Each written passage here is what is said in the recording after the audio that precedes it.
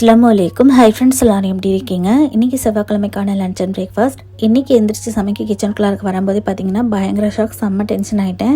என்னால் பார்த்திங்கன்னா கிச்சனுக்குள்ளாருக்கு ஒரு சின்ன ஹோல் இருந்தது. எளிதாக ஹோல் போட்டு வச்சிருக்க போலதுன்னு சொல்லிட்டு ஒரு போர்டு வச்சு அடைச்சி தான் வச்சுருந்தேன். நீ இந்த இடத்த அடைச்சா என்ன, நான் வேறு இடத்துலேருந்து வருவேன்னு சொல்லிட்டு வேறு இடத்துலேருந்து பெரிய ஹோலாக போட்டு கிச்சனுக்குள்ளாருக்கு வந்துருச்சு.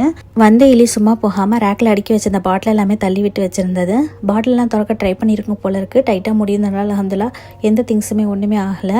நானே கஷ்டப்பட்டு நைட்டெல்லாம் என்னடா சமைக்கிறது காலையில் எழுந்திரிச்சின்னு சொல்லிட்டு பல யோசனை பண்ணி வச்சுட்டு தான் படுக்கவே போவேன். காலையில் எழுந்திரிச்சு வந்து இந்த எலி செஞ்சு வச்ச சேட்டையை பார்த்துட்டு என்ன சமைக்கிறதுனே மறந்து போயிட்டேன். அது மட்டும் இல்லாமல் நைட்டு எவ்வளோ நேரம் ஆனாலும் பரவாயில்லன்னு சொல்லிட்டு கிச்சனெல்லாம் க்ளீன் பண்ணி வச்சுட்டு தான் படுக்கவே போவேன்.